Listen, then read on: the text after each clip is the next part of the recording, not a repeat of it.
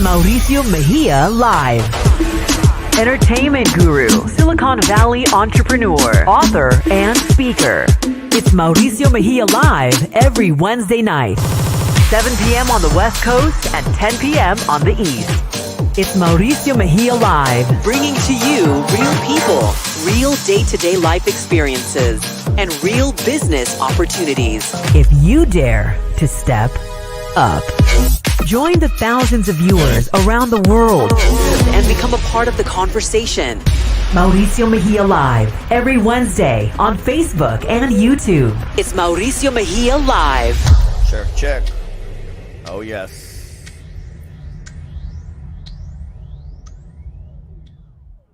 Boom. You know what time it is? It is Wednesday. We are first week of October, man. How crazy is it that we are now officially in October? We are in the last quarter of the year, and it's not how you start, it's how you end the year. And it's been crazy. I don't know if you see it on me. I feel like just watching the debate for the time that I have before we get on the show has been just wearing on you. Just 6 months of this crazy nonsense. And I mean, I don't want to call it nonsense, but just craziness that has happened. Watching the man, these debates is just bananas. And just this past weekend with just everything that's going on. And, I feel that it's my responsibility as an entrepreneur, as a businessman, a business owner, and as a creator and pioneer of, many industries and many businesses.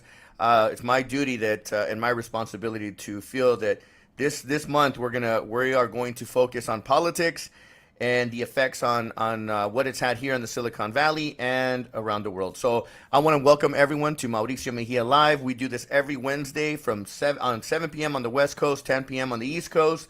And we have people that are watching the show from around the world. We are broadcasting on 3 different channels, also on my YouTube channel. I want to thank everyone as well, too, that have subscribed to my YouTube channel. It's amazing. We broke the 1,000 mark. We're over 1,000 people over on the YouTube channel, so I want to say thank you to all of you. People ask me, Mauricio, why do you do this? And one is because I want to share my story with the world and want to be able to make an impact by giving back. I've had a lot of great successes in my life, but I've also had a lot of failures in my life. And I don't look at failure as a bad thing. I look at failure as the learning lesson, so that as I move forward, I know what not to do again. And if I can share that experience with all the people that are out there watching, why not? So make sure to leave a comment. Let me know where you're watching from. I'll make sure to give you guys a shout out. And again, I'm very excited about all the people that I'm going to be having on the show this month. And today's person is man. I've known this person now since 2013.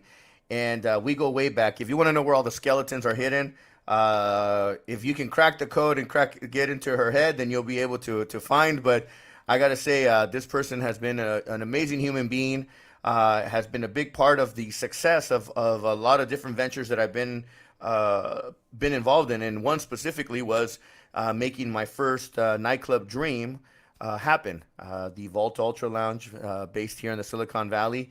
One of the longest running nightclubs during this time in the early 2000s. We opened up in 2004, July of 2004. Wow, 16 years ago. That's crazy to think about that and going way back.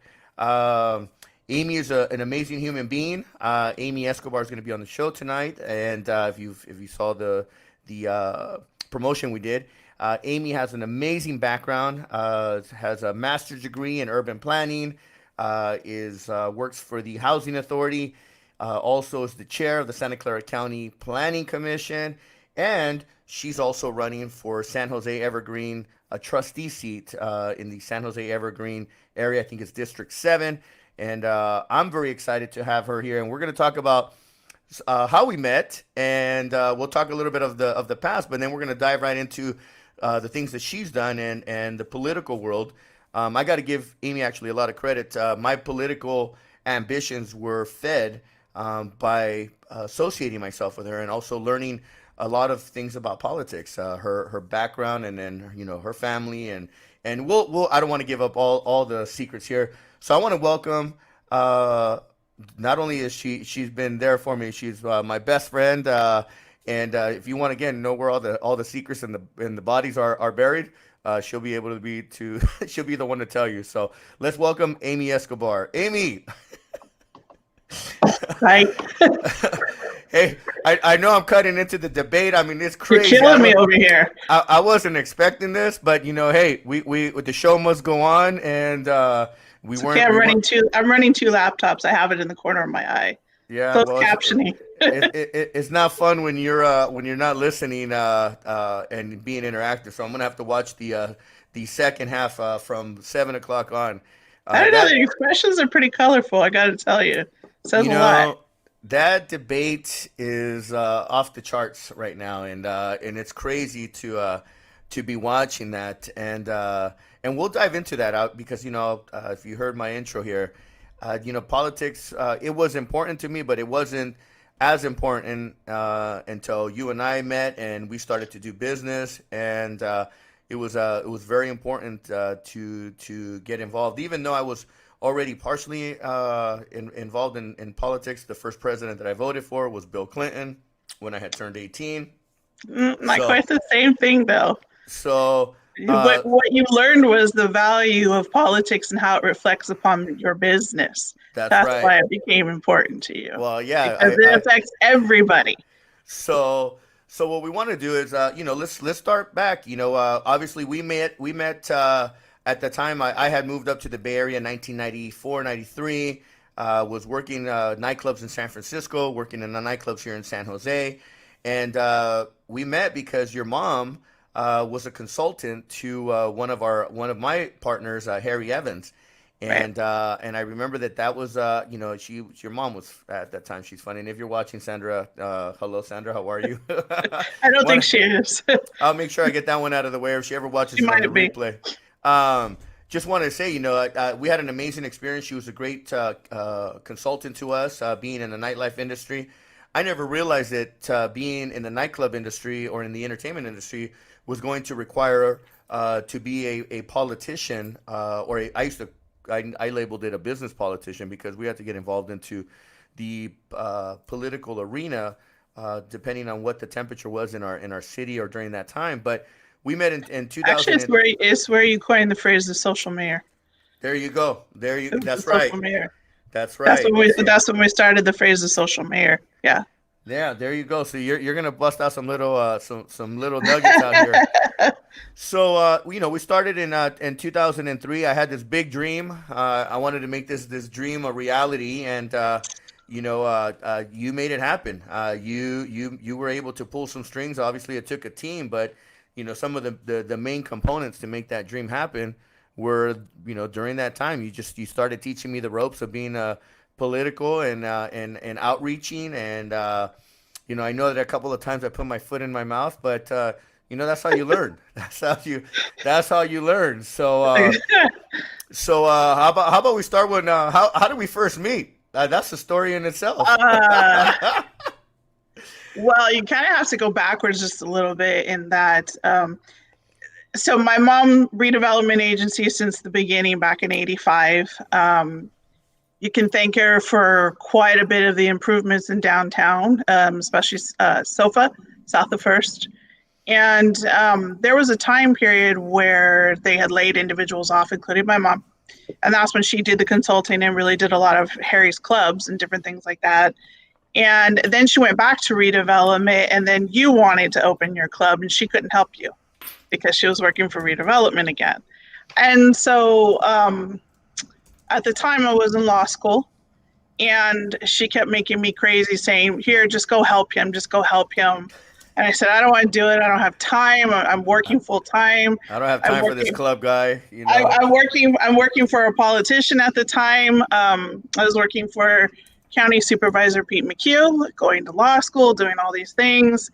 And it literally took her about 3 months of badgering me to just go help you do your use permit. And I was like, fine. So here we go. We do this. We get into it. So many due diligence things didn't happen that should have happened before he had started the process. Maybe we want to kill him. And we're going, we're going, we're going, we're going. We hit a roadblock in that many people may not know this, but the vault is literally built on its own property line. So there's no room to exit. There's no nothing. And that was the biggest problem that we ran into, was how do we create exits out of this building? We needed more than one. In every building you're in, always look for the second exit or you might be in trouble.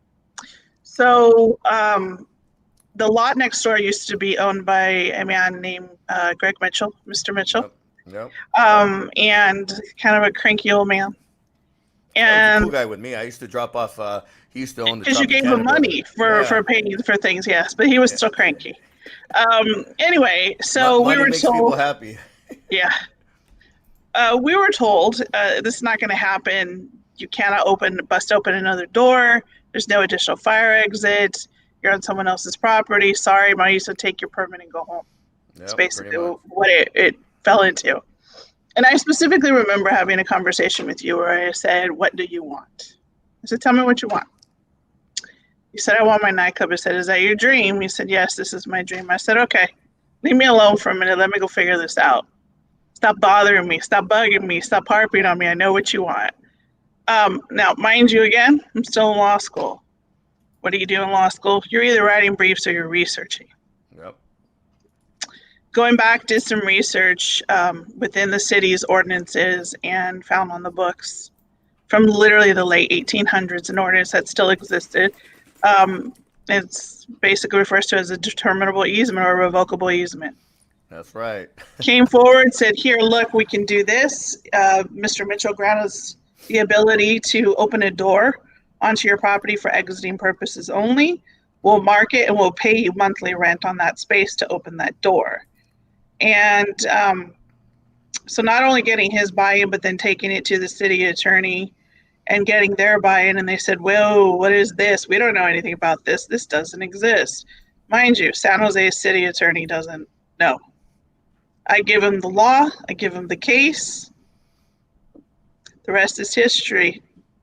The vault opened its doors and made it happen. So I'm sorry for those of you that had catastrophes because of the vault being open, divorces, jail sentences, DUI. I'm terribly sorry, but at the end of the day, I guess that stops with me. And that Mauricio said it was never going to happen, was crying his Cheerios in the corner about all the money he lost. Harry's screaming and yelling. Regina's just, I don't know what. And Doug is just like, I don't know. And well, it happened. Good times. That's all I got to say is that's the quick and dirty. But yeah, I initially never wanted anything to do with Mauricio or the club or anything. And here we are almost 18 years later, actually. Yeah. No, because it's 2003 is when we. February. Yeah. In February it will be. Yeah. Yeah. So, we're pretty much at the end of the year. Can we just end 2020 already, please? Man, this has been crazy. You've definitely seen some peaks and valleys in my life. And you've gone through your own version of peaks and valleys. Sure. And right now, I got to say, I want to commit this month to focusing on number one, most important thing that we need to do as citizens of this country is we need to get involved and we need to vote. And I felt that this month was going to be dedicated to people that are involved in politics, policy, people that are that have history in this. And you're the one. We're cracking the doors open here, and I'm really excited because not only do you have all this experience, but you're also running for trustee, a San Jose Evergreen trustee position, which is Area 7, and. For the people that are out there that don't know necessarily what a trustee does, let's give the short version of that because I know politics can get old, go old and slow really quick, but make it exciting for us. I mean, what does that? It's really not. This role is really not that exciting, but it's extremely integral to an individual's future who chooses to pursue upper education. In every agency, company, club, forum, whatever, there's a board of directors, a board of commissioners, a board of trustees. It all means the same thing in that this is the body that governs how the community colleges are run, what the curriculum is offered, their operating budget, their operating procedures, their union issues, everything. So the in charge people, so to speak. And there is for every area is drawn into districts, and so for every area you have a representative that's elected to sit in that role and to operate as part of this body. So it's nothing sexy, but it's important because, you know, without an education and without a good education or opportunity for good education, it's really hard to survive in this valley. You will not be a self-sufficient individual. It's impossible. You could work 4 or 5 jobs and you still would barely make it to live in a room.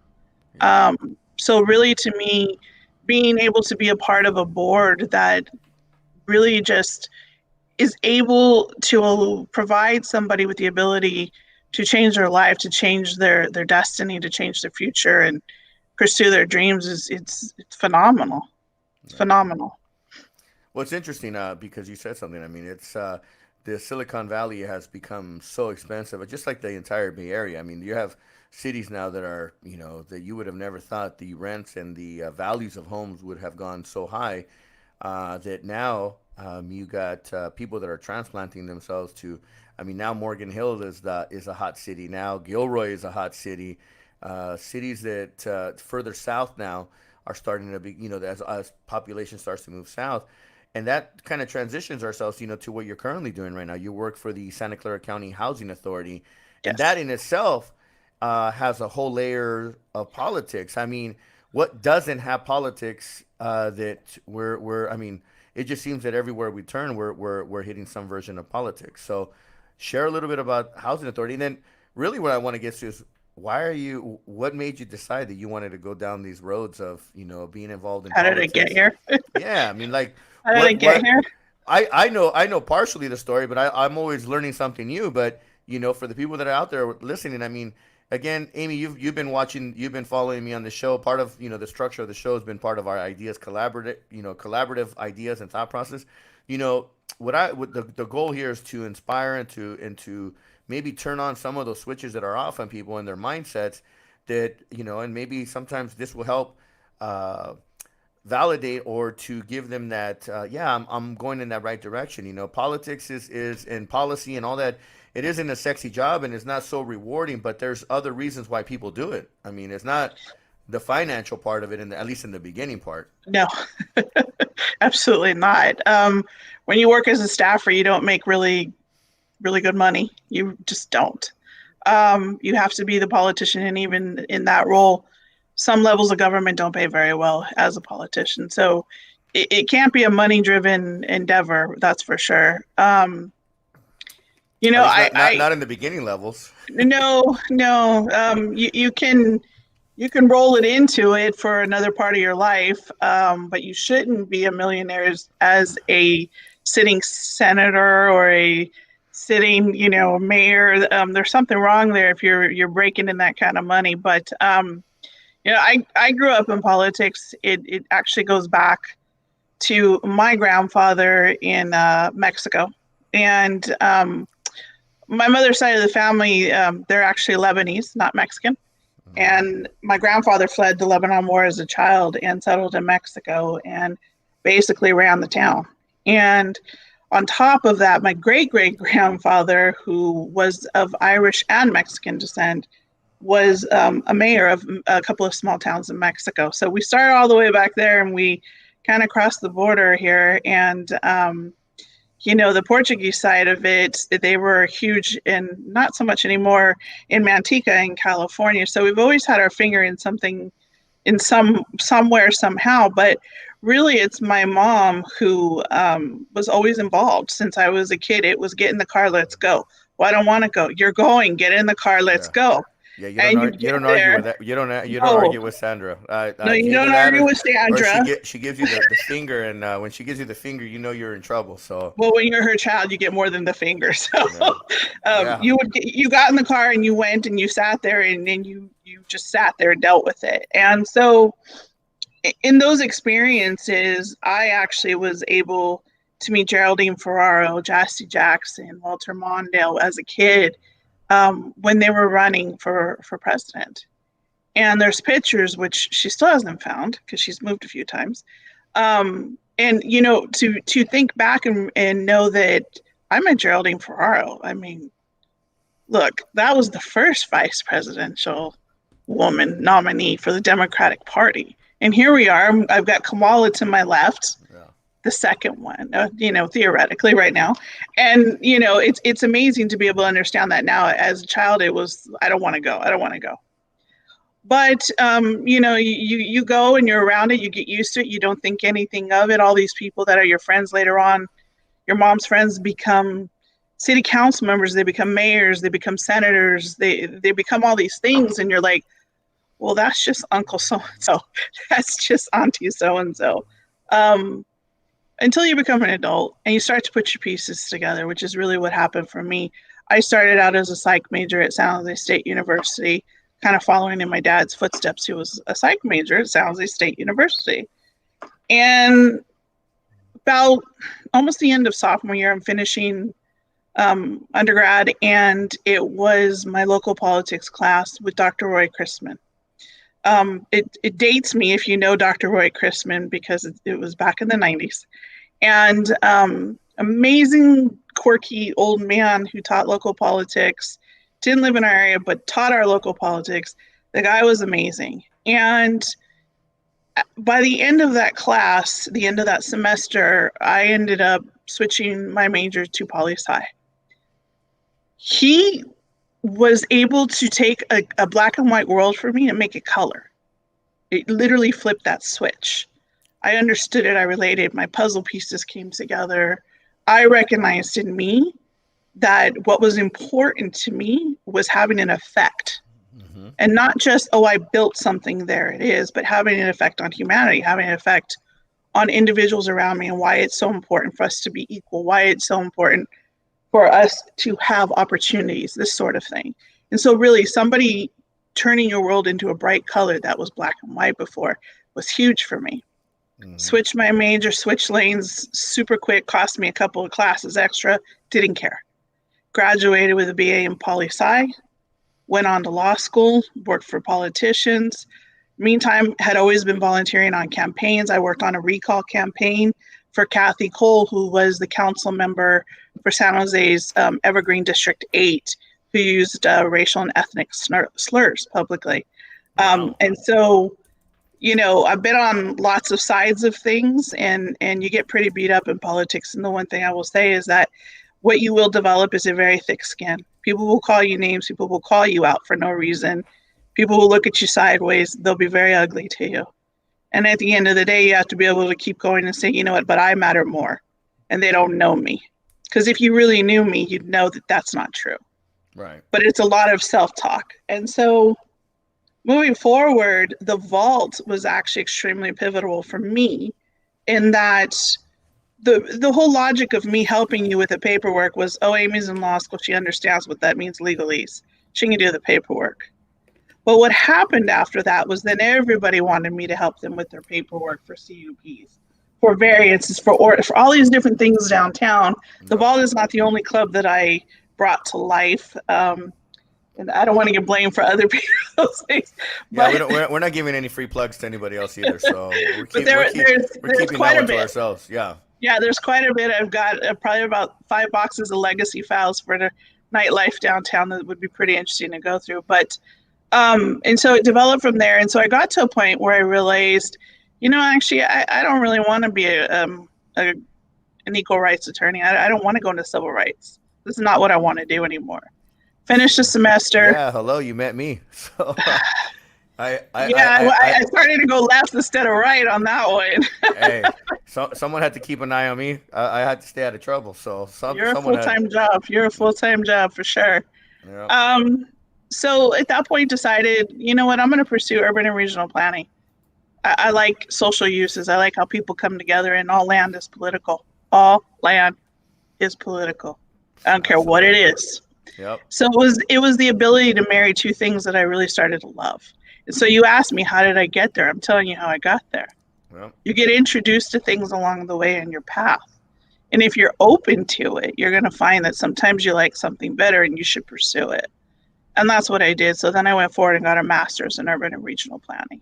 That's right. Did I ever I think remember that? you No, going through that. That was a painful time in your life, but it was. You made it through. It was. I used to stay up and write my thesis till 7 a.m., sleep an hour, and go to work for a full day and do it all over again. I did it for a whole year. But when you want it, and you're going to do it. There you go, and that leads to, I gotta interject when you hit these hot points, because again, it goes through for people that want to be entrepreneurs. Everybody talks about being the entrepreneur, being the CEO. They want to do these things, these great things, but nobody wants to put in the hard work, and everyone thinks that it's just a thought, or hey, they say it and it's gonna happen. Nope. It doesn't work that way, guys. Out there, if you really want it, you got to put your effort in there. You got to put your ass into. You got to work your ass off to make things happen, because there's no such thing as getting something without putting any work. Even those that have it, that they have to do something in order to earn it. And the beautiful part is that some people, once you get it, you have to then maintain it, and that takes work in itself. So It's actually harder to maintain than it is to get it. Absolutely. I mean, That's remember longevity. Yeah. I remember making my first million. I was like, okay, I made my first $1 million deal here. I made this. I hit it out of the park. But maintaining that status and continuing to grow, it's not something that's easy. And everyone just, they start to celebrate when they get their taste of a win, and you celebrate, yeah, briefly, but it's then you have to keep going, because You still have to get up the next day. That's right. Yeah, So and that's the biggest thing, is that, yeah, have a good time, but if you can't get up the next day and handle your priorities, you're screwing up already. And a lot of people do that. I think what a lot of people don't get is that, to be an entrepreneur, to be a success, it's not one person that gets you there. that's right. And, a lot of what we've done, I'm not real big on, hey, you have to look at me and acknowledge me. I have to be in front. I let Mauricio do that part. He likes that part. And I'm okay with that, because, I know my contribution. I know what I'm holding up on the back end. I know what I've created and added and collaborated with him on. And I like to live on the edge. I'm the one that pushes the envelope, and then when I cross that line, I'm like, or if I get into some trouble, I'm like, whoa, where are you at to clean up the mess? Because here's me going, I told you. Luckily, we've had some great attorneys on the team too. And, Jesus. But hey, that's part of it's part of the process sometimes. It's just the idea that I think people should understand that, an entrepreneur is not a singular word, that it's a team, it's a group, and that, it requires a handful of talented people who can think together, not separately, together. Right. It's a team effort. Who can see their value in each one, and that not one person can do all of it, and nor should they do all of it. Right.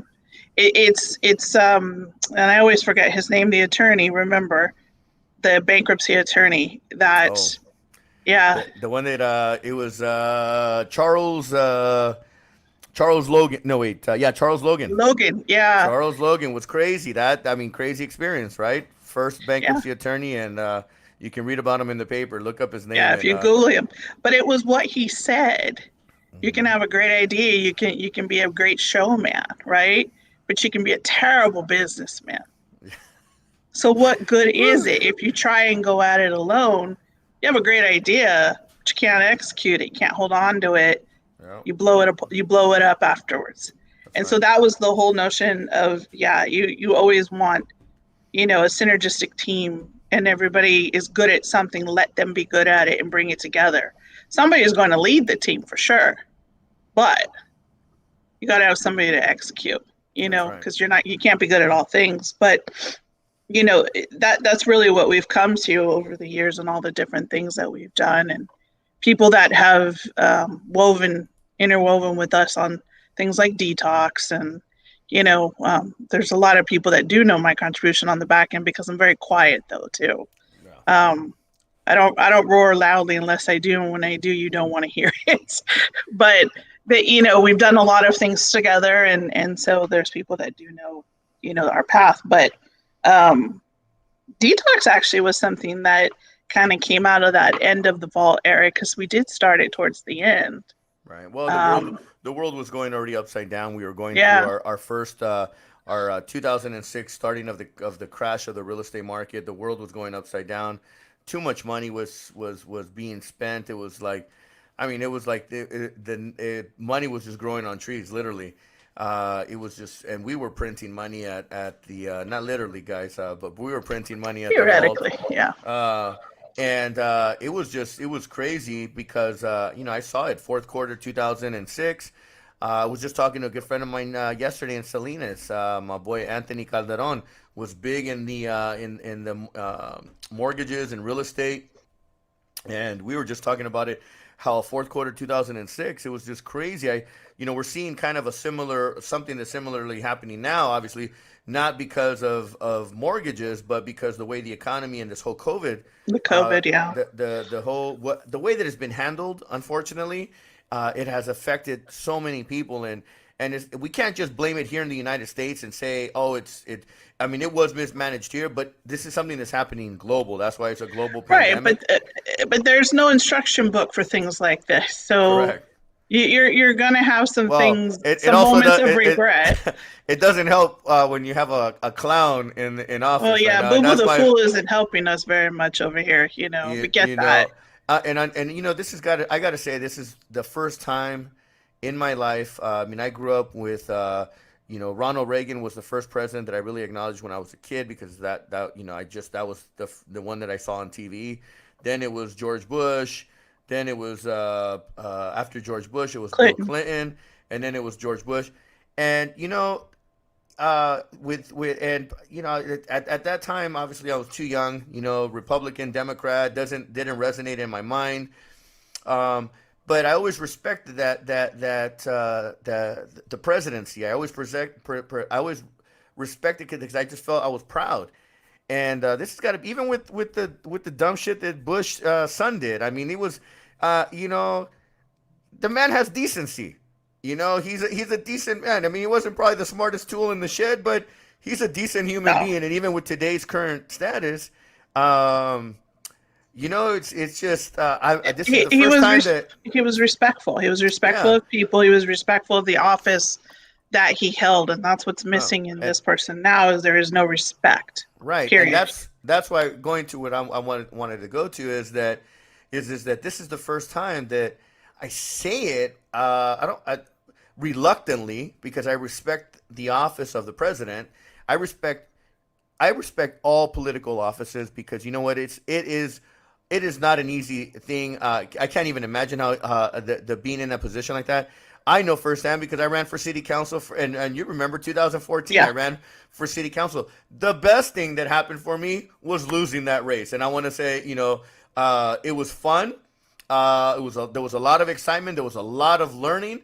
I'm not the kind of person that takes losing as I'm very competitive. So to lose the race, though, I was actually kind of relieved because I learned so much. And I got to meet such amazing people that it was just, for me, it was like, you know what? I'm a businessman. I'm going to stay in my lane. I know politics, but I'm not going to be a politician. I like being a businessman. I like being an entrepreneur. I like to be a creative person.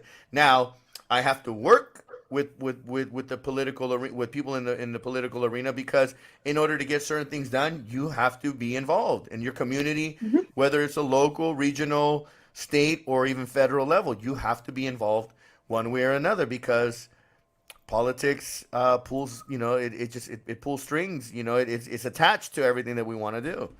So it's difficult to be a politician. I mean, having worked for them, I know exactly what you give up, know exactly how you have to be and what it requires, and it does require quite a bit. And if you're not prepared for it, don't even start. I could have already. I could see myself already getting in trouble first. You would have gotten in trouble, and yes, Let's just within the say it. first 6 months, I would have been in trouble. City Within the council first member 30 days, we would have had Mauricio an issue. Mauricio Mejia wants to go after hours in the city of San Jose. No, I want to do. I was just obviously I just wanted to.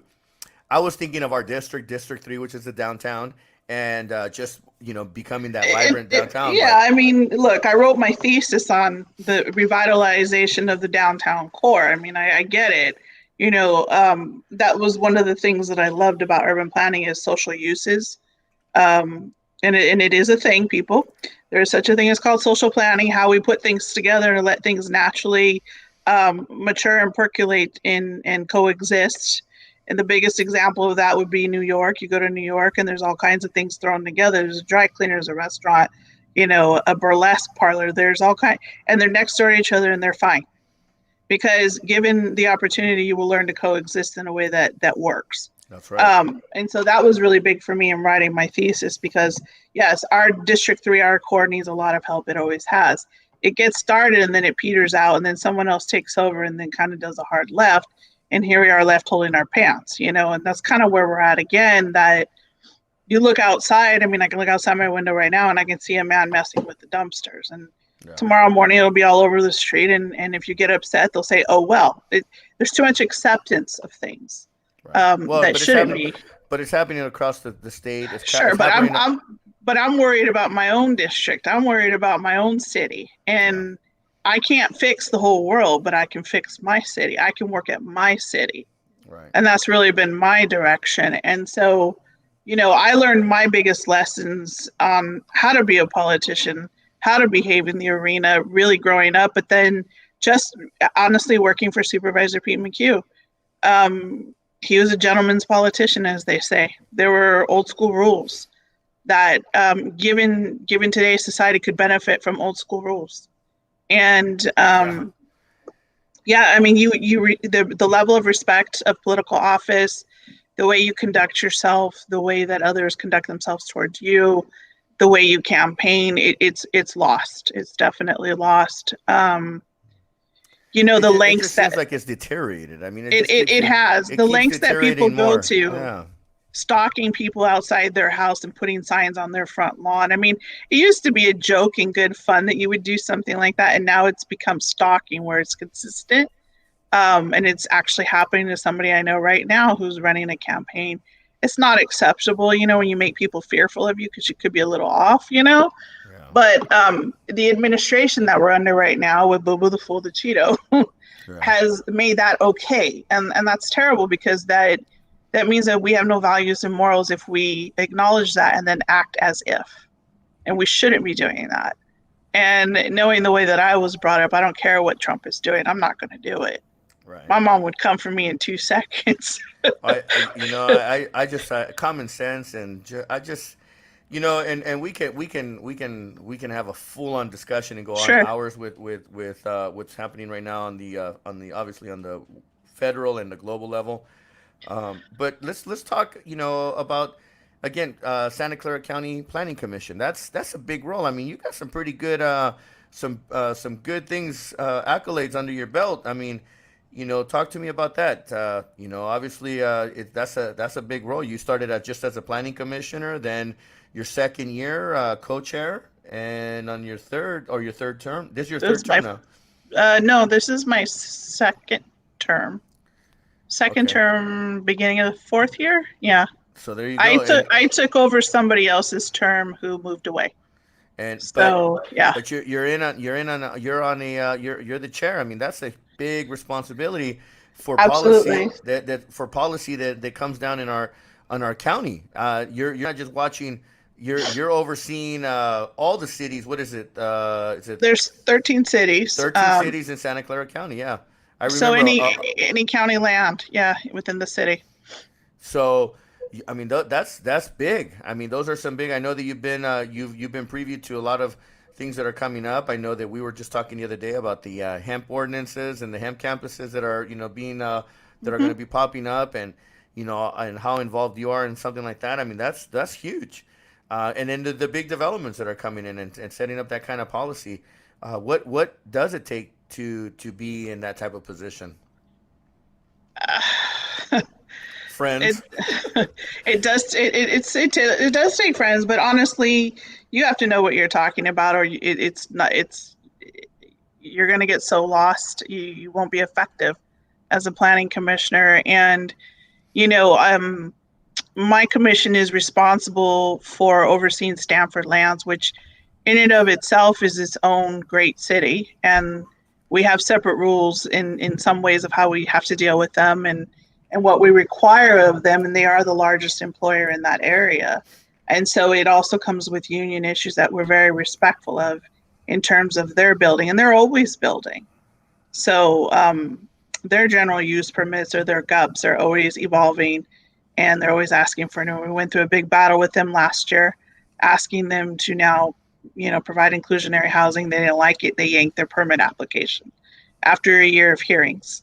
They're coming back again by the end of either the end of this year or the beginning of next year. We'll have another battle again because we are going to require that they provide a certain amount of housing to be available to people that work on campus, not only their professors and teaching staff, but to the cafeteria worker, the janitorial worker, to the guy that's mowing the lawn out there and lifting your trash. We are making them a responsible employer where they didn't want to be.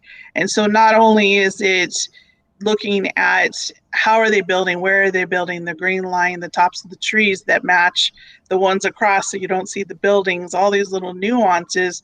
We're now making you more responsible employer. So you do have somewhat of a policy aspect in there when really it's not, but it is, in that you're getting to the housing issue. And for me, because I do work in affordable housing every day at the Housing Authority, I'm extremely well versed in the requirements for housing that we are not meeting. And just the idea that when somebody says, oh, we're building affordable housing, that can mean anything. That can mean affordable to who? Somebody who makes $250K, or is it somebody who makes $25K? Right. So it's always quantifying it. And that's a great point to address, because affordable housing here in the Bay Area means what? I mean, affordable housing in another part of the country, or I mean, California is just, to me, there's no such thing as affordable housing in California, because the medium house price in California is over $500,000. That's not affordable housing anymore. So no. What sets that bar? And it just, I know that they've even played with terms in LA. They above market income. It's like now they want to dance around with different words to kind of find to navigate through those things so that they sound more palatable or appealing to the community. Because that's how they quantify income too, though. It's very low, extremely low, low income. You have to know what bracket, what it includes in terms of the dollar range when you're talking about who you're targeting or who qualifies. And then you get to the affordable housing terms on top of it.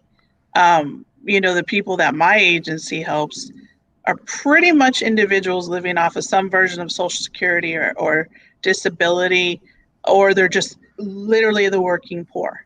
And wow. There's nothing around it.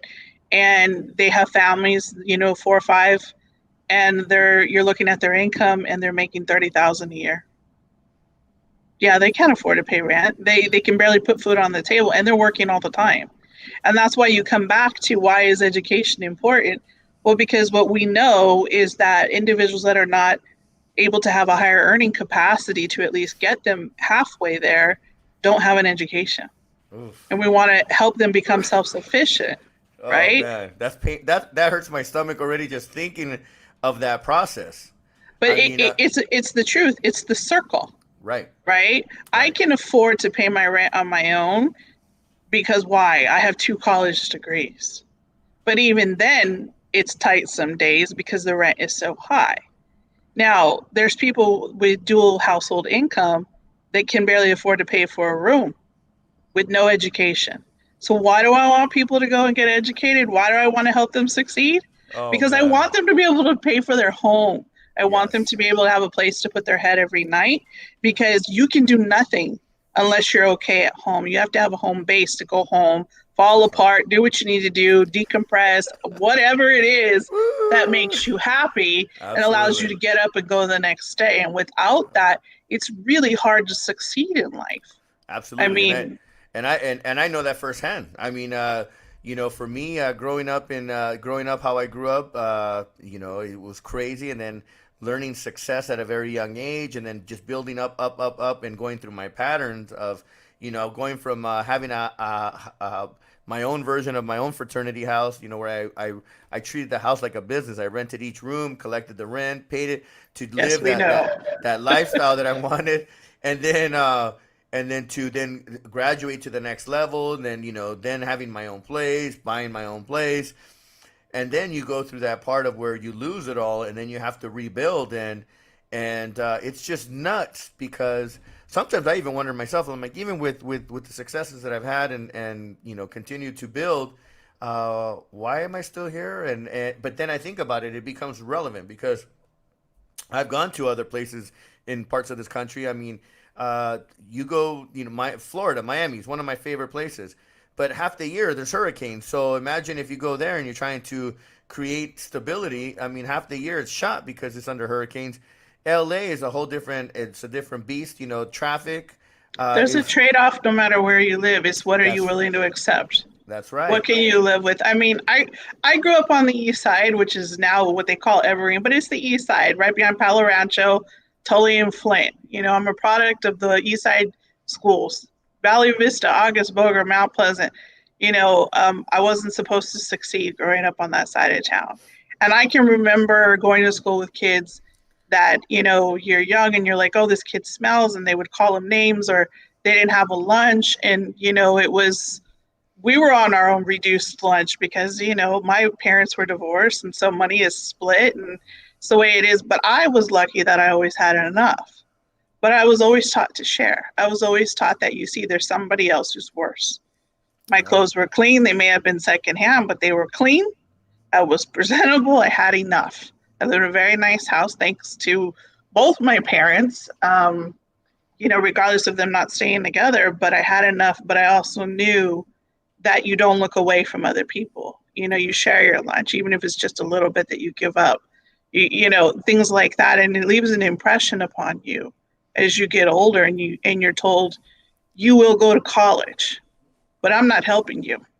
You better go figure it out, but you're going.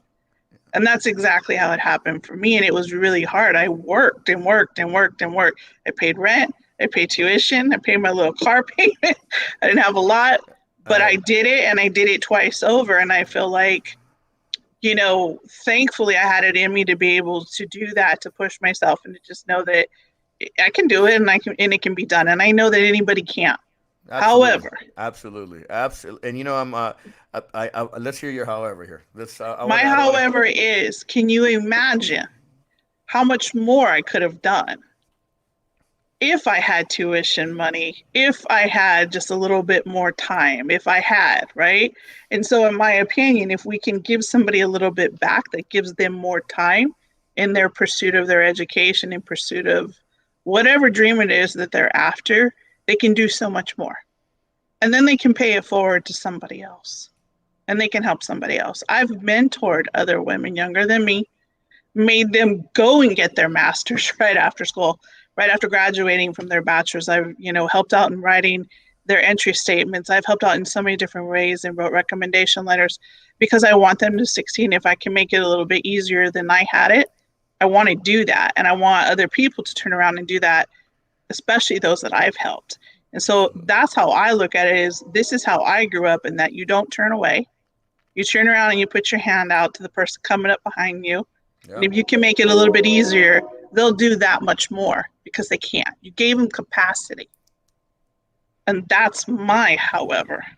While the train passes, I can hear your Sorry. train. Huh? I live by the train downtown. That whole argument we won't get into, but bear with us. I actually can hear the train too right now. We're not that far away. Yeah. I'm on the 12th floor. It's I think it's a short one too, but it's crazy. Something you said right now just resonates. Why am I still here? Why do I do what I do? And I I love not only the game of business, I love the game of life. My enjoyment being in the entertainment industry for so many years and dominating in the entertainment industry for so many years. Um, it was the pleasure of seeing people smile and having a good time. And now, as I've gone through my peaks and valleys, you know, why do I want to coach people? Why do I want to get involved or mentor others? Because I believe that if I could do it, they can do it. They just need a hand, a helping hand.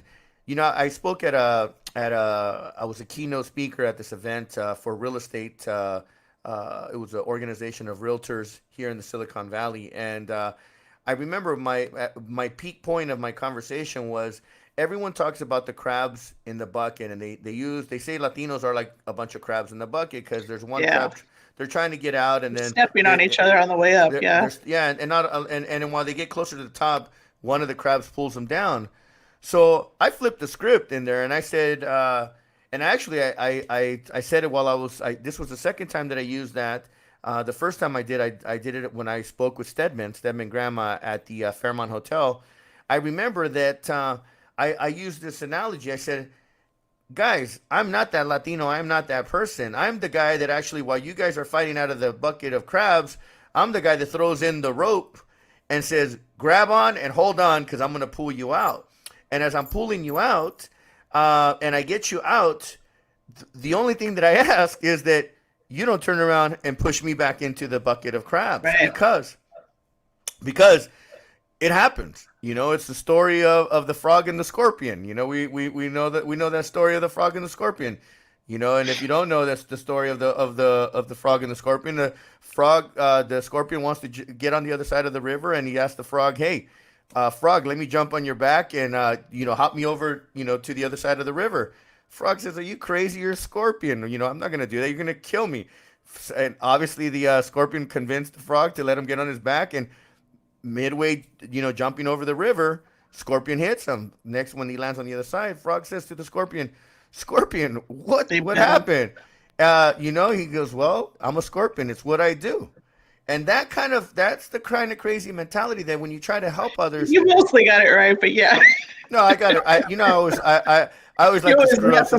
I got to give my own version. I got to give my own flipping. But the point is that we still continue to give, and we don't let these experiences. Well, yeah, jade us. Look, I've had my hand bitten off. I've helped many people who, did not return the favors. It's not that I necessarily asked, but when the time came and it was expected, it didn't happen. It's happened throughout this campaign as well. Have definitely looked at people very differently now going forward. I got to tell you, this is when you know who your friends and your enemies are. It absolutely is, and I can tell you, I've worked on many campaigns in a lot of different ways, and collected a lot of money for a lot of people that you expect them to at least show up, and they don't. At least write a check. But the best part is, at least you can spin it and say, now I know where my enemies or my holes are. And you have no expectation ever again. And you also know that your time was not well spent, unfortunately. And that's the sad part of politics, is that does happen. It can be extremely disappointing, but you have to accept it, and you have to just kind of say, well, okay, now I know, and move forward and approach it differently if you're coming back around again. And that is the thing, is that, Pete's the one who always said, look, you're not going to win it on the first one. It's very rare anybody wins any campaign the first time out. It's very rare. It's usually the second time, most often the third. So don't be discouraged. Keep going. Figure it out. Change your game plan. That's right. He didn't win. It took him 2 times to become mayor of Milpitas, and then he did it. He went forward. He was a supervisor for 12 years. Came back, wanted to run for assessor, which we told him he was crazy, and he didn't win. But then he came back again and did other things. And so, that's the nature of politics: is you win some, you lose some. But it's generally, the first time out, you don't get it.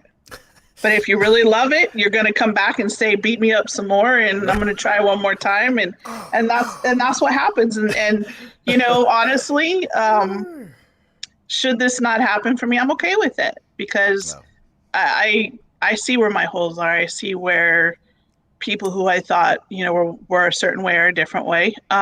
We see you.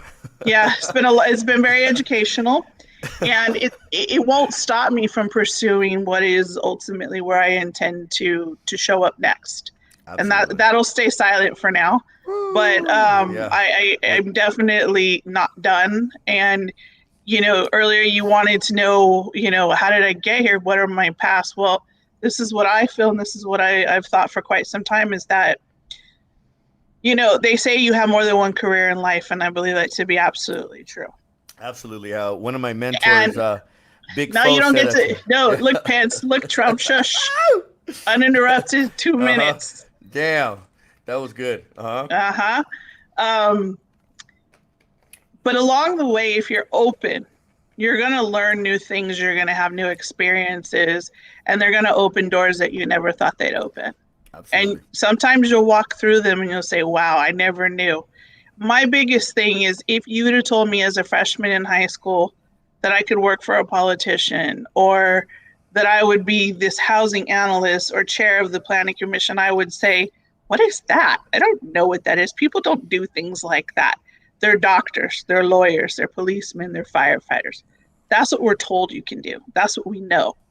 We don't know that there's a whole big world out there of all these other things that come together that make our society what they are. Mm-hmm. And so you fast forward again, if you're open along the way in your career, you're going to find that you are going to have more than one career. It's going to be things you never thought of. And you just might find ultimately where you're meant to be in the last half of your life, which is probably going to be the most richest portion of your life, even though you think when you're young it is, but it really isn't in a way, because what you've learned along the way, you're going to enjoy in the latter half of your life. Mm-hmm. And if you've done it right, you're going to be surrounded by good people and enough money to be comfortable to enjoy that part of your life. And that's ultimately how I hope to end it. I mean, my dad would always say, you have all this education, you could be making all this money. Why are you such a damn bleeding liberal heart? Why are you over there working for these politicians? Why are you working for these agencies that don't pay you enough money? You can make all this money. You're smart. What's the matter with you? Well, Dad, it doesn't feel good. Yeah. It doesn't feel good. And he'd say, I don't know about you, kid. And I'd say, well, but Dad. And then he'd say, fine, I know, I understand. And I would tell him, it's your fault. You told me I'm supposed to care, so I care. Right. And I can't stop. Mm. Right. And he would just let it go until the next argument about something. But, ultimately he would say he was proud that I affected individuals. I'm the reason there's people who have a roof over their head. Yeah. The grants that I apply for, the things that I do, the veterans vouchers that I pursue. If I don't do what I do, there's individuals who will not have a roof over their head. That's right. And I may not ever know who they are, but I know there's thousands of people out there that have a place to put their head at night. So I put up with the garbage, the crap, the whatever, because that at the end of the day is worth it every single time. Now, again, this is not where my story will end. There's still so much more to do, and I'm not even sure where that's going to lead, but I'm open to it. And I just, if you ask me what I want you to take away from this conversation tonight, is be open to new experiences. And always try something different if it's presented to you. As long as you know you have the skill sets or the desire to learn it and can pick it up, just go do it. Yeah. Well, I always have the desire. I have the desire to win. I'm competitive, and that's just the juices that flow and they keep me energized and going. At the end, I mean, who would have thought 25 years of nightlife experience and and doing some real estate, but now working with real estate developers. Staffing, one of the largest staffing companies in the state of California, focusing on disasters. I mean, who would have thought?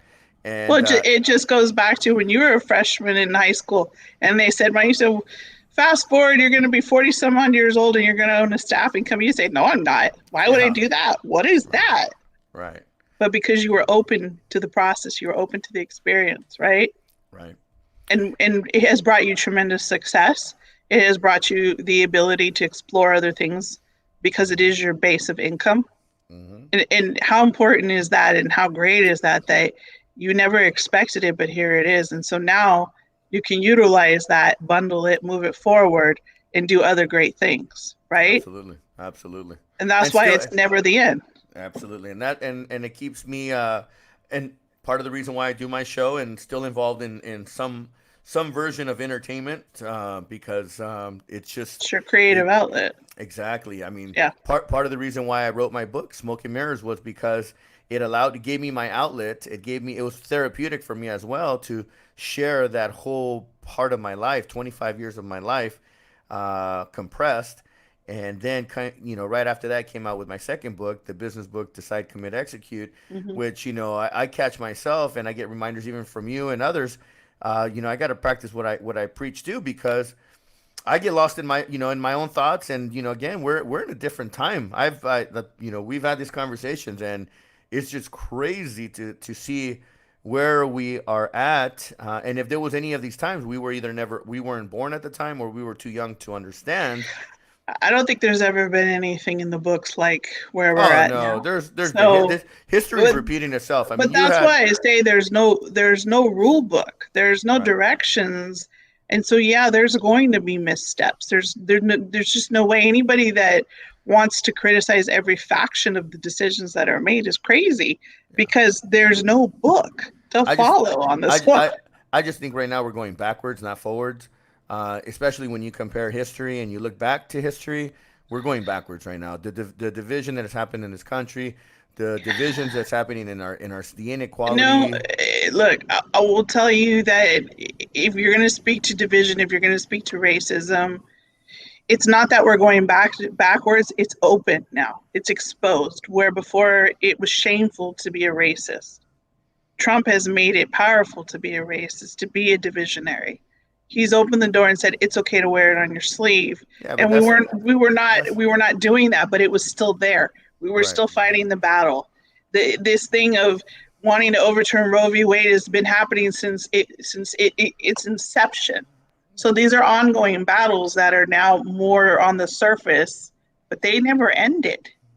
They never ended. There's always been somebody looking down upon somebody else, and wanting to drag somebody through the mud and call them names. And I think the one thing that is only surprising to me is the level that the administration, who's supposed to protect us, has gone to hurt us. And Right. I say that in the sense that you have senators and a president who is like, yeah, take the kids away from their parents and put them in cages. That's barbaric. You would never expect that from a president. You would never expect that from a senator in this day and age, to say that that's okay to steal babies from their parents because they're from another country, throw them in a cage somewhere and just leave them there because they weren't born here. There's no humanity left in this administration. Well, And it's not going to come back. It's just got to go. right, and I was gonna I agree with you when you say this administration. I think that there's a lot of humanity out there. There's a lot of humane people. There's a lot of caring people, and it's important that we continue to care. I mean, it's again, and it also starts in our own local communities first. I mean, Mm-hmm. right now it's really hurtful to see that our downtown San Jose, the heart of the Silicon Valley. I mean, those words alone, San Jose downtown, the heart of the Silicon Valley. You walk 100 yards or 100 feet from the door of the new downtown that's being built, and the poverty and just the There's dirtiness. It's It's just filthy, it's uh, empty, it's boarded up, it's full of individuals who need significant mental health mhm, services, significant mental health services. yeah, There's people who need substance abuse help, and they're not getting it. It's not there. And it's not that, I won't say that the county, and it is the county, not the city, that the county isn't trying. There's a lot of money there and a lot of services and a lot of great people that work for Office of Supportive Housing and Mental Health, and Alcohol and Drug, that are really trying to reach people. But unfortunately, some people don't want to be reached and they don't want to be helped. And so they're on the streets, and there aren't laws in place that allow us to say, hey, you're a nuisance to yourself and we're going to make you help yourself. So we right. have to let them be running the streets and doing crazy things. And, for residents, it's very scary because dangerous things happen when people aren't okay. and they don't mean to, but they still happen. So there's a lot of loopholes and problems that really need to be filled in order to really approach this problem. But at the same time, we can't just adopt this attitude that we seem to have adopted where it's just that way, so let's just keep going. Yeah, Like the guy throwing the whole dumpster in the street. Well, he does that every week, so whatever. No, not whatever. Yeah. We got to deal with it. Oh, because man. I'm kind of tired of driving around the trash and not, and these sorts of things, and seeing people standing out there taking their pants off across the street while I'm sitting here trying to work at home, and I'm calling 911 and they're telling me, well, that's not a problem. I'm like, well, kind of is, because a kid just walked by. No. It's being apathetic in our society that we need to stop being. Crazy times, crazy world. Yeah. I just. Oh, You asked, man. don't open Pandora's box. I know. I'm just, for me, it hits my heart, to drive around our city and throughout other places and just see the amount of poverty and the amount of, just sadness, and pain. Yeah. And it's crazy I say this, but it's like I can feel that pain. It hurts. It just hurts my soul to see it, and then it goes through me, and I feel it in my heart, because I wish, and that's part of my drive.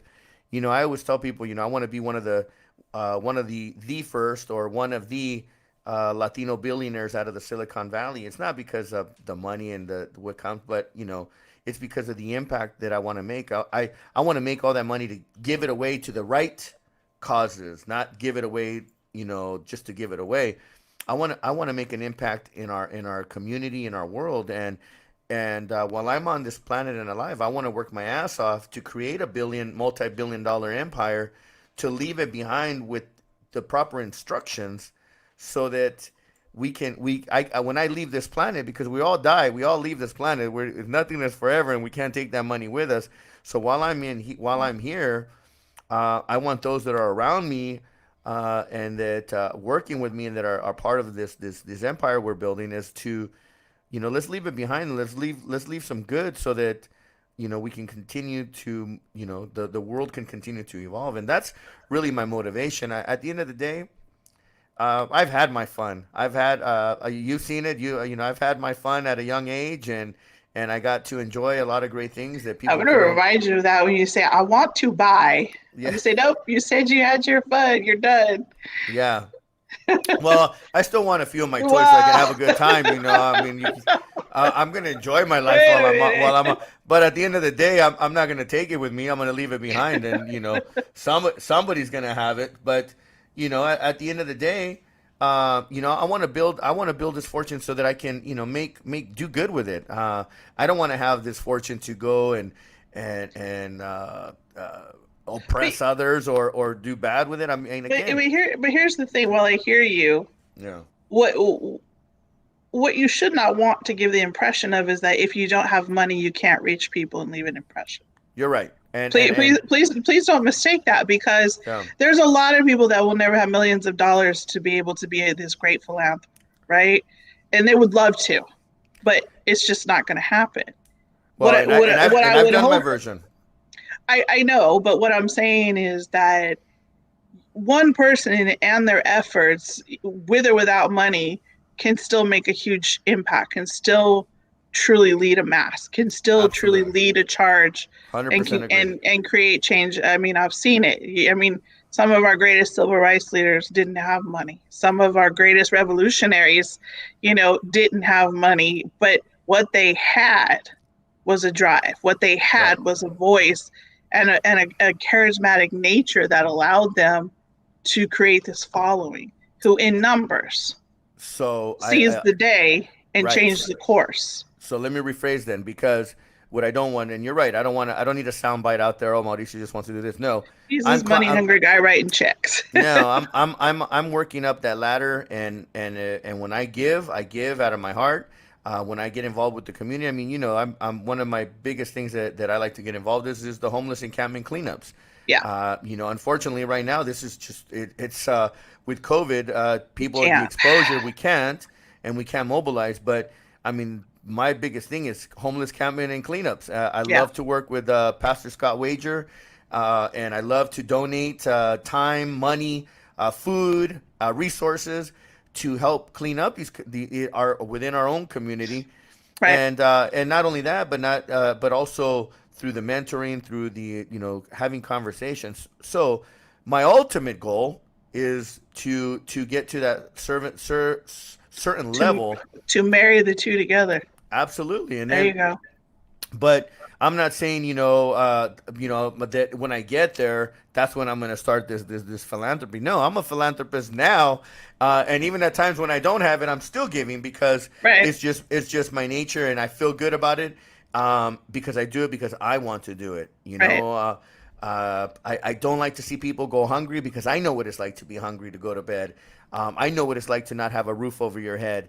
I know what it's like to not have, and Right. I don't like that feeling because I can feel that in my heart. I can feel it in my chest when people don't have. So for Right. me, and it's even more hurtful too. Like when I'm doing business and I'm in business partnerships and business partnerships go south, it hurts because my intention, and you've seen it, and many others have seen it. People that are watching right now have seen that.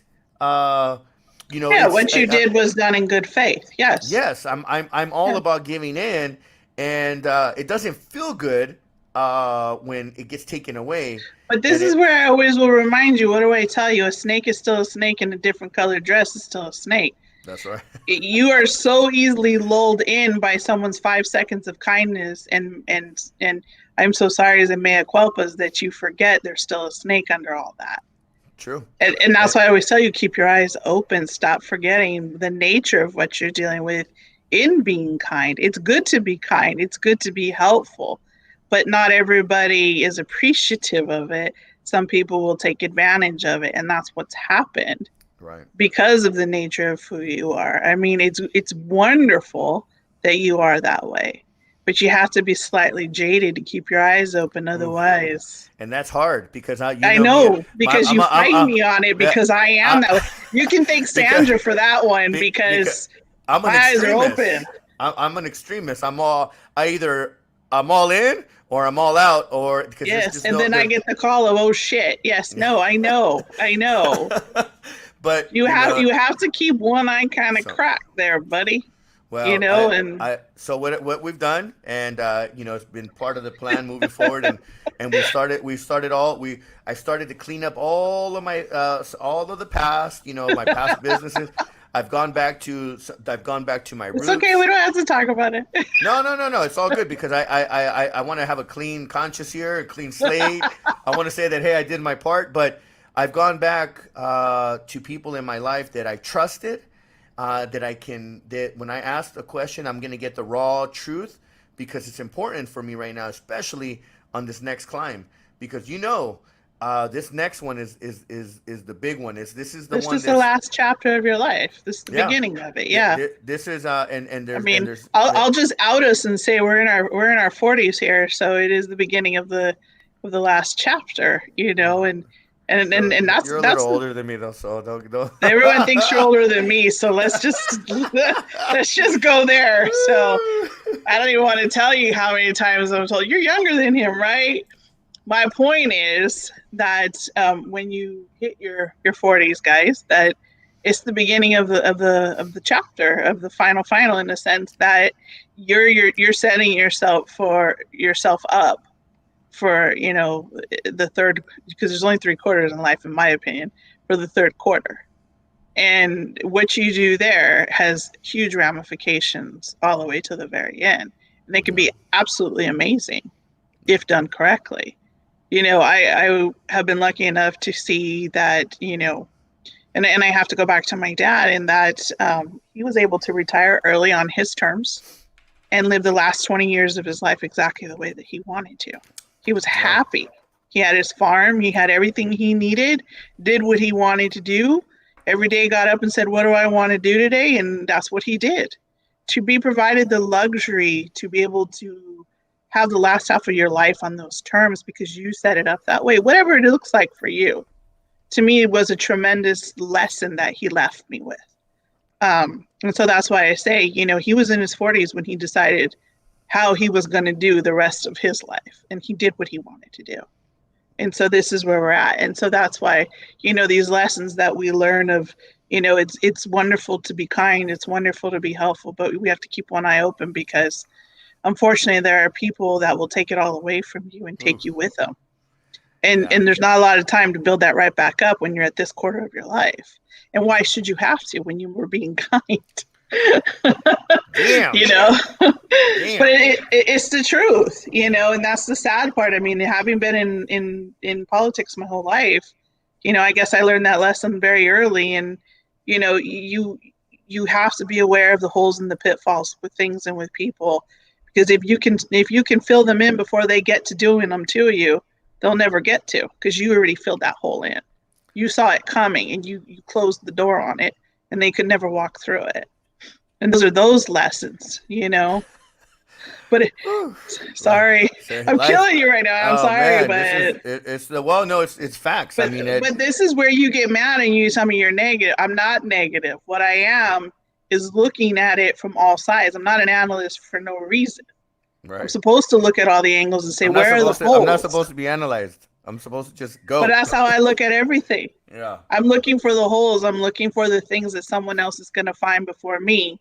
Right. And I'm going to solve them before they show up. I'm going to close those doors. And that's why it's important to have a team, a trustworthy team. And again, going back to what I've done in restructuring and now coming out, 2020, I got to say, it started off for me in my mindset. I was like, boom, we had momentum. And I think that maybe we had too much momentum, and this whole coronavirus. I still think I had COVID at the time. When I was sick. I think I had it already. I mean, this is crazy. 2.5 months of being sick. Even after being tested, there's nothing. But I don't think that the test can tell if you've had it, right? Is that? You have to do a blood for the antibodies. Okay, so for me, which we didn't do, no. And I'm just thinking, like, man, I remember February, I was down for the count. Like, I've never. You literally deteriorated right in front of me. That was the most craziest experience I've ever had in my life. I mean, I felt like I was about to die. I mean, this was worse than a flu. Yeah. And but results have come back negative, and but I'm thinking it's I don't know. It was just crazy.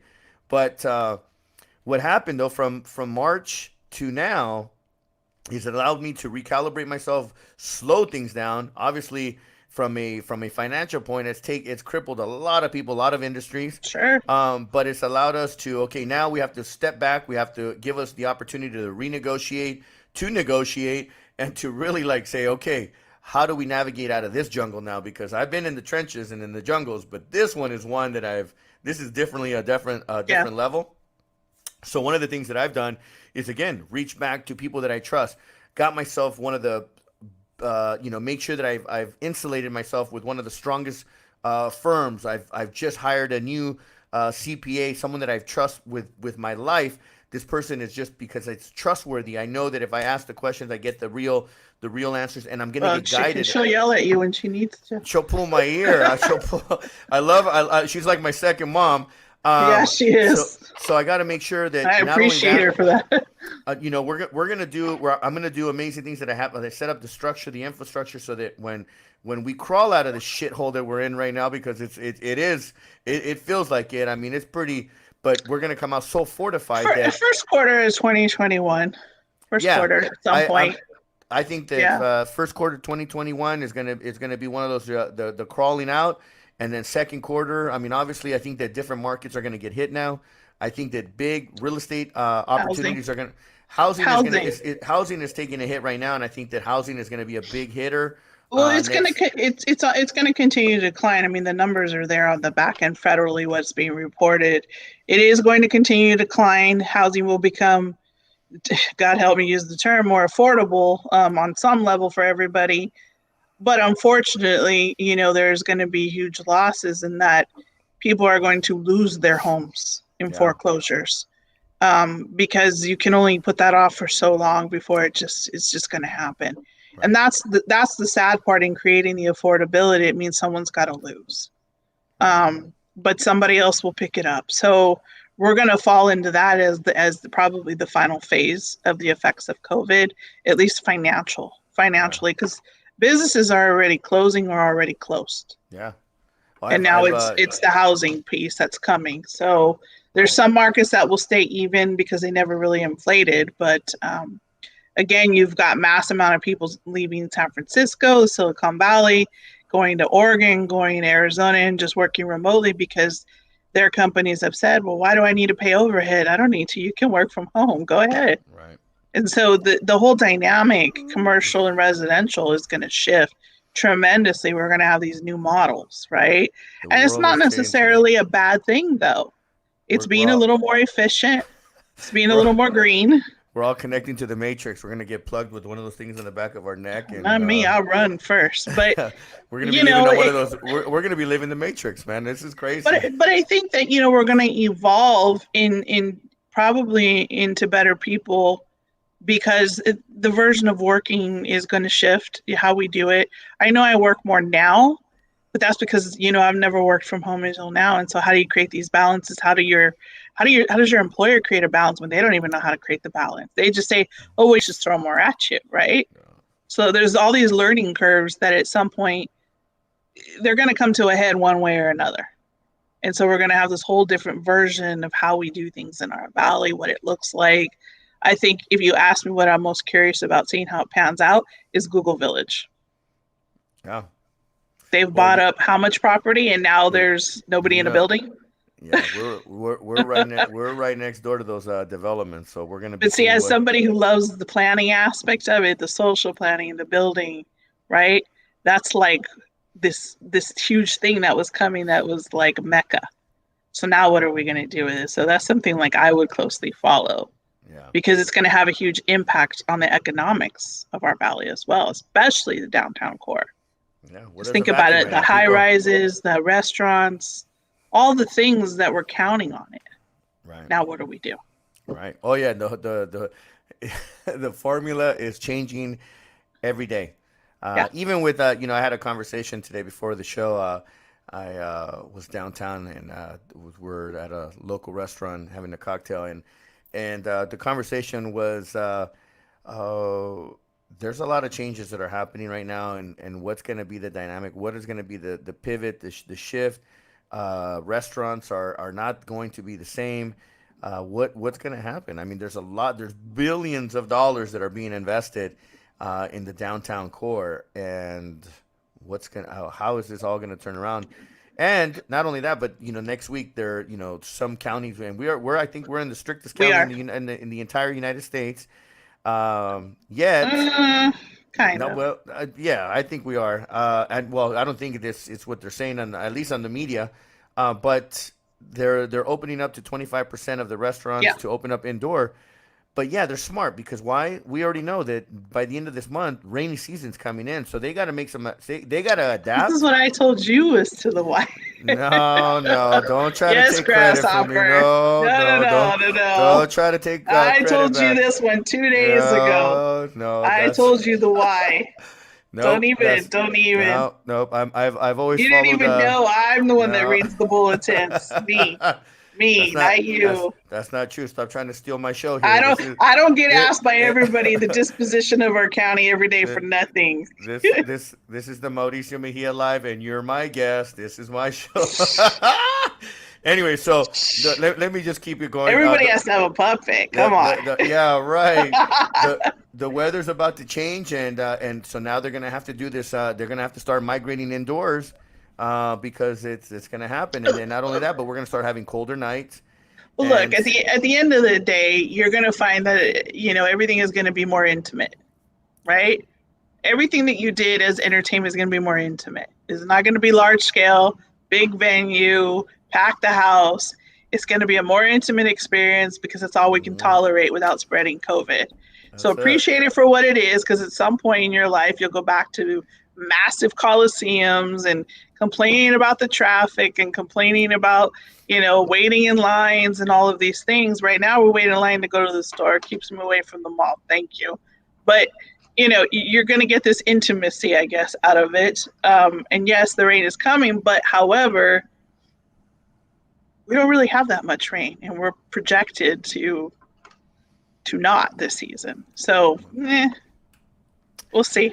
We'll see. We'll see. We'll see what happens. But we're preparing for that downtown at our restaurant at Chacho's, and hopefully we today I got word that Morgan Hill will be opening up in late October, even without our liquor license, and we'll see what happens there. But oh man, 2020, 2020, please hurry up and be over with. But anyway, hey, one of the things, and I always ask people that are on it, what is, and we didn't even, and there's something we actually didn't even touch. You're big in the women's community and women's rights movement, and share a little bit of that about that, or maybe we can, we use that as your closing, as inspiring other women, to be involved and to care about, to care. I mean, so how does that fall in play with your life? Because I know that you're a big, well, I mean, look, I wasn't raised to look at myself as, well, you're a girl, you can't do it. I was told, go read the book, figure it out, go get it done. And that was both of my parents. My dad never had boys. He had 2 girls. And quite literally, when I was born, they thought I was going to be a boy. That was long before they, found out gender, again, aging myself. But my sister used to call me a boy all the time. She used to call me Amy Boy. And they would correct her and call me, no, it's Amy Girl. And that's how I got that nickname. But my dad would always say, you're just as capable. And he used to fix project cars and would hold me over the car and say, stick your hand in there, turn this and do that. And I would say, why? What is that doing, Dad? And he would say, do you care? Yes, I care. I need to know what I'm doing. And so that's how I learned, because I would ask him why, but yet he also would throw you in and say, go get it done. Don't wait. It's part of the reason I drive an SUV. I'm not waiting for somebody to come load something up for me. I'm going to get it in there one way or the other, and I'm going to get it done myself, because that's the way I was raised. I kind of inspired you to get a big car, though, too. So I had one before you. The thing is that when you're brought up in that way. I don't know about the CRV. I was like, it was big. Be quiet.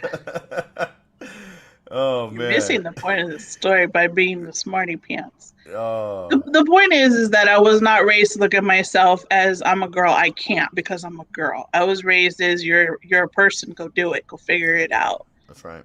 When my mom started buying rental properties, it was, Amy, the toilet's not working. Here's the stuff. Go figure out how to change the inners on a toilet. I can change the inners on a toilet because I read the book and I did it. And I've done it in many places I've rented over the years because, well, I don't need to call someone. I can do it myself. So this is the way that I was raised. And so when I look at the world and somebody says to me, well, but you're a girl, what is that supposed to mean? You're right, I'm a girl. That is my gender. But that doesn't mean that puts me in a box of limitations. I have hands just like men. I have legs just like men. Why can't I do it? And so when you're being told that all the time, it's a very frustrating thing because you weren't raised that way. You don't see the world that way. But yet now here's somebody telling you you're limited because you're a girl. And I'm not going to stand for it. I'm absolutely not. And so that's actually what caused me to get involved in a lot of women's groups. I did the march, the commemorative march, the first one. I've been on the board of DAWN, which is Democratic Activist Women for Now. I'm currently vice president of National Women's Political Caucus, or NWPC, along with our wonderful president, Angelica Ramos Allen. And NWPC was started by Gloria Steinem, the women's movement, and it is national. There's chapters all over the United States. Very big deal. And it's really allowed me to get more into national politics and the understanding and the different candidates in different areas and what it means for women in those capacities.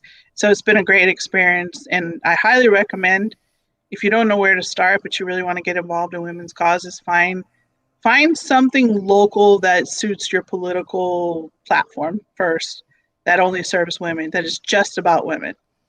don't commingle it. Just really get in, and you're going to learn a lot of the issues that are really important that we continue to fight for, including Roe v. Wade. And I'm just going to say it because I can say it right now that it's under attack again if the Supreme Court make up changes with the appointment that they're trying to push through. And what I wish people would understand is that Roe v. Wade is not a license to have an abortion. Roe v. Wade allows you to have the option. It gives you the choice. Whatever you choose is your business, to or not to, but a woman should be able to have that choice as to what she wants to do with her body. This is not something we should keep talking about and take away and give back and take away and give back. That's ludicrous. That is something throwing us back in time. And so things like that, you will find that as a woman, there's something that really matters to you. You've got to find that issue. You've got to go find that group that's for it, working with it, whatever it is and wherever you fall, and get involved, because things will not change. There will not be true equality unless we continue to press forward and highlight these issues that really matter to us. There will be generations after me that will benefit from the things that I've done. You may not always see it in your lifetime, but it will show up somewhere, and it is important because, again, at the end of the day, we are all very equal, very much so. I'm very proud of the fact that I have a 14-year-old nephew that is very kind, is very helpful, is very understanding, and is very, you matter just as much as this person, and posts on his TikTok women's issue causes, and on his Instagram, he's over there talking about the Supreme Court and why it's important, and and he's 14 and he's a boy. Like the magnitude of a 14-year-old boy understanding women's causes because I've exposed him to things, and for him to get it is tremendous to me. And so knowing that I can have that effect, and knowing that anybody could have that effect if they put themselves out there and get involved, highly encourage you, find your cause. Even if it's one thing, one day a month, do something. So I'm sure something matters to each and every one of you, but I want little girls to grow up and to be mayors and to be the president one day. We're close. And in my lifetime, I sincerely hope that it definitely happens, that I see a female president. I think we're close. I think we are very, very, very, very close. And we'll see what happens after this election. And I think, again, it's important, everyone that's out there listening and watching the show after the fact, that we get involved, and that November we go out and vote. Please vote. Yes, we need everyone to vote. Get registered to vote. There's still a small window of time. You can literally go down and get your ballot. Right now, if you don't want to wait for it in the mail, you can go to Register of Voters and you can go vote right now. Yeah, there you go. So that's the other thing. And then, again, you're running for San Jose Evergreen Community College District Board 7 of Trustees, Area 7. I got to read it on here on our banner because it's so long. I'm like, wow. It is very long. And I'm very appreciative of those who've reached out to me, who've committed to voting for me. Yeah. And I want to impress upon people that, whether you win or you lose, it's still a great experience. Absolutely. 100%. It's okay to fail because you're going to learn something, but you're also going to get back up and keep at it. And you may find that it puts you in a different direction. You may find that you show up again, and the next time you nail it because now you know better, or you know something different. Yeah. But there's no harm in failure. It's wonderful to succeed, but you're not always going to get that. But sometimes the biggest lessons are in the failure. So absolutely. just do it. Some people need to not take it too serious. It's okay. Enjoy the process sometimes, just go with it. Enjoy the process. So good luck. We got to count those votes. We make sure to send me some information so that I can help push. I know that we're all in the same district. We're all in the same area. So you definitely have my vote for that, and good luck on that. And again, congratulations on all your successes. Thank you. I've seen you work your butt off to where you're at, and a lot of great things are ahead. I know that there's a lot of people that are behind you, and again, as we get wiser, not older, wiser, you get to realize who are your friends and who are the people that say this, that are your true supporters, and who are you're not, especially when you get in there. I learned a lot of people when I did it, and it was a great experience because I enjoyed it, and it made me realize how as you climb up this ladder that your circle gets smaller and It smaller, does. and it gets lonelier up there as you become more successful, and that's okay because it's the way you're sharing it are in other ways. So anyhow, we don't want to go in circles here because we'll start repeating everything that we talked Right. about in a different version. I want to say thank you again. Sorry that I took you away from the debate. Go hit the replay on that, and we'll touch base soon. And thank you very much. And last words, anything you want to say to people out there that are watching? I will say, if you want to get involved and you don't know how to get involved, feel free to reach out to me. I can point you in directions, or I can take you with me. I'm very good at saying, come on, let's go. Come with me, just like my mom has always done to me. And now I do it to her, and I tell her, you're going, let's go. I do it to Mauricio too. Come on, let's go. Let's We're go. going. Yep. And provide you with the direction and experience. I'm very accommodating, and would love to see some of that happen. Or if you just want to know where to go dig and look to find your way, I'm definitely available to be helpful on that. And cannot impress upon you enough that please go vote. Please go vote. It's very important. People think that their votes don't count, but I know many people who have won their seat by a count of 5 votes, by a count of 10 votes. Tuesday, November 3rd. It is that Vote. important. It is your voice. If you don't, I'm going to decide for you because I'm going to go vote. Yep. And So, I always tell people I don't want to hear shit after nope. when I ask you, did you vote, and you say no. I'm not even having a conversation with you. In the infamous words of my wonderful friend Randy Kimmon, who says, "I got receipts. You better show me your voting stub if you're going to come for me on Yep. anything I have voted for that you don't like. Because if you don't have that voting receipt, you gave up your voice to the rest of us that voted. Don't That's do right. that. That's right. Don't do that, especially women. We fought long and hard to get this vote. Especially, all our minorities, we fought very hard to get this vote. So let's vote. Yeah. Let's change the course of our direction. There's a lot of really great candidates for a lot of really great offices. Obviously, I'm a Democrat. So if you disagree with me, that's okay. But, Did I tell you there's... I was changing parties? No, you're not. Let's not even say that dirty word.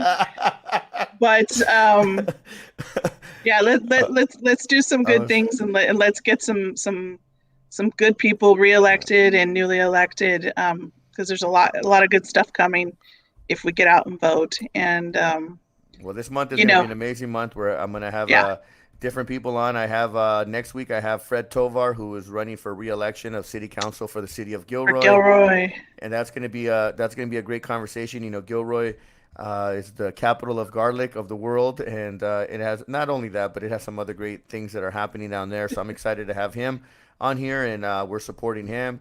And the week after that, I'm bringing in Rolando Bonilla, who is a consultant and has a lot of great history and has worked with a lot of great politicians. One of his good friends is Kamala Harris. Yep. They worked together when they worked in San Francisco. So we'll be talking with him. And then at the end of the month, man, it's going to be look at that, 3 speakers in this, the end of the month, 4 with you including, but we're going to end it with Andres Quintero, who actually worked with you and getting you involved in the Evergreen.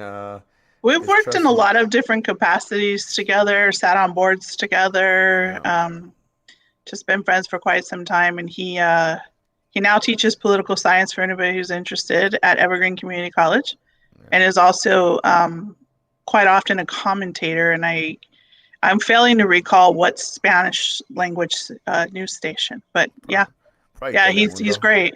Yeah, he'll be a great conversation if you want to really get into that sort of thing, into measures and different things like that. That's kind of where he falls. So again, thank you for having me. And if anyone's interested in any of the things that I do or gotten into, feel free to reach out. There's not a lot of us urban planners that are female as well. So if you're interested in anything of that nature, definitely feel free. I'm open. If the people want to reach you on social media, Aimée Escobar, on your social, you're on Instagram. Obviously, you want people that are serious, not just any weirdos out there. No weirdos, please. So good. It was great having you tonight. I definitely learned a few things that I didn't know after the 16 years that we've been friends. and we've had some some crazy times. Let's just leave it there. like I said, I if anybody wants to know where the skeletons are buried, they better know how to torture you to get it out of you, because you know where they're all at. So anyhow, thank you. Have a good night. I'll follow up with you. Catch the rest of the debate, and I'm gonna wrap up the show here as well, and we'll follow up. All right. Bye. All right. Thank you. Bye bye. You're welcome. Bye. Wow, thank you again. What an amazing show. Aimée Escobar, Santa Clara County Chair of the Planning Commission, works for the Santa Clara County Housing Authority. Those are important roles. Again, this month is going to be really focused on the people of the community. Again, we're going to focus on some people that are running for office. And again, it's important. Tuesday, November 3rd. It's an important date. Vote. I'm not here to push any certain way. We need people to get involved. We need to count the voices. We need to count. We just need people to get involved. We need some change. And if you have some common sense, you know what direction we really need to go. We need to bring back some decency back to that office. And you know what, though, at the same time, wherever it goes, whichever direction it goes, let's just keep powering through, because we need to just get over this and keep moving forward with our lives. Bring back some normalcy. We need to power through. Wearing a mask, it just helps not only you from spreading, just basic germs. Let's just be a part of this movement. It's not forever. I won't allow it to be forever for myself. I want to see people smile. I want to see people laughing. And that's just one of the things that I miss with the mask. So again, I want to thank everyone that joined us tonight from all around the nation, across the nation and around the world. Thank you for the comments. I love to go back and comment and reply to everyone that has comment. Thank you to the people that joined us tonight. Mauricio Mejia live, 7 p.m. on the West Coast, 10 p.m. on the East. And next week, special guest, Fred Tovar, who's running for Gilroy City Council, and I'm excited to have him and hear his story and see why he did what he did, and what inspired him to get into politics, because politics is an interesting business. It's a dirty business. Politics can get dirty. At the same time, there's a lot of positive that comes out of it. So again, thank you very much. Make sure that you put on your calendar to go vote Tuesday, November 3rd. Thank you very much, guys. Have a great night. It's Mauricio Mejia Live. Entertainment guru, Silicon Valley entrepreneur, author, and speaker. It's Mauricio Mejia Live every Wednesday night, 7 p.m. on the West Coast and 10 p.m. on the East. It's Mauricio Mejia Live, bringing to you real people, real day-to-day life experiences, and real business opportunities. If you dare to step up. Join the thousands of viewers around the world and become a part of the conversation. Mauricio Mejia Live, every Wednesday on Facebook and YouTube. It's Mauricio Mejia Live.